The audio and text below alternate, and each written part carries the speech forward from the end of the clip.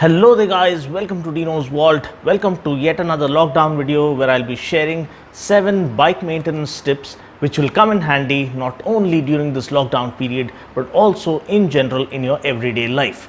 Now this video is being made in collaboration with Idemitsu, one of the most prestigious brands out there, Japan's leading brand when it comes to lubricants, and I count it my privilege to be associated with such a prestigious brand. Now Idemitsu's participation in the MotoGP talks about their obsession with quality, speed, perfection and precision. So this video is all about learning few important tips as to how you can maintain your bikes and also performing some important checks before you set out for a ride on any given day. So let's not waste any more time. Let's get started with this video.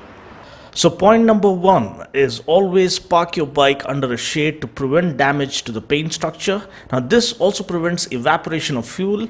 Also, when you're washing the bike, parking in a shade helps prevent water spots from developing on the paint surface.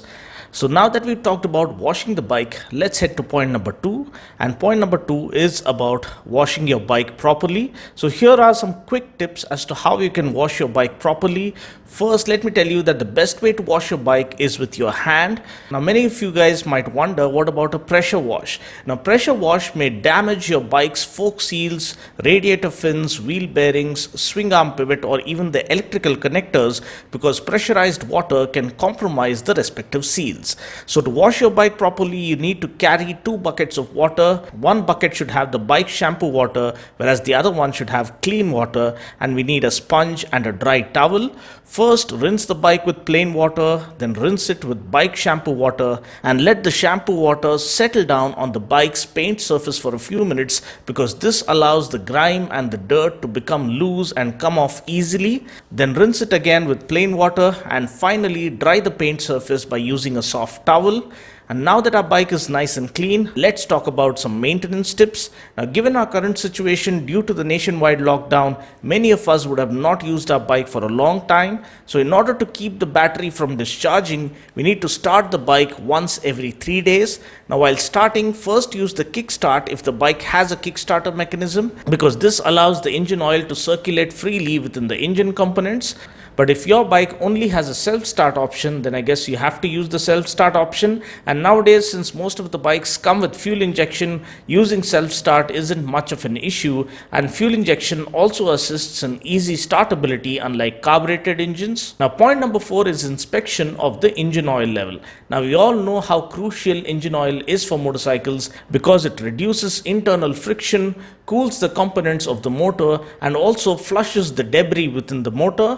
Now this is where the 10W40 fully synthetic engine oil from Idemitsu makes perfect sense. Its outstanding high thermal and oxidation stability protects the engine from wear and tear even when pushing the bike to its limits. Now please note that while choosing the right engine oil for your bike, always check your bike's user manual and go with the recommended oil grade mentioned in there. We can check the engine oil level by the marking given in every vehicle. You can see here we have the maximum level and the minimum level, and if the oil level goes below the minimum level or is near the minimum level, then you need to top up immediately. If you sense or feel that there is any slight leakage, please contact your nearest service station ASAP and do not start your engine. Coming to point number 5, let's talk about some of the basic inspection of the bike that you need to do before you set out for a ride. First, check the brake fluid level. We can do that by checking the brake fluid reservoir, and if the brake liquid is below the lower level, then you need to top up the brake fluid immediately. Similarly, the coolant level, we have the maximum level mark here and the minimum level mark. If the coolant level falls below the minimum level mark, then you need to top up the coolant as soon as possible. Also, you need to keep an eye on the disc pad wear and tear and change them periodically, because brakes are crucial to keep you alive at the end of the day. And point number 6 is about tire air pressure, which is equally crucial. Maintain your tire pressure as per what is suggested in the user manual, such that the contact patch is adequate enough for the tire to grip the road surface. Another point to note here is moving the bike back and forth to avoid flat spots on the tire. Now because your bike has been parked on the same location for a prolonged period of time, the tread pattern on a particular patch of the tire might get damaged, which might lead to unsettling behavior when you go out for a ride after a long interval. So moving the bike a little further prevents flat spots from developing on the tire. Now the last point number 7, is lubricating the chain. Another important thing to do periodically is cleaning and lubricating the chain.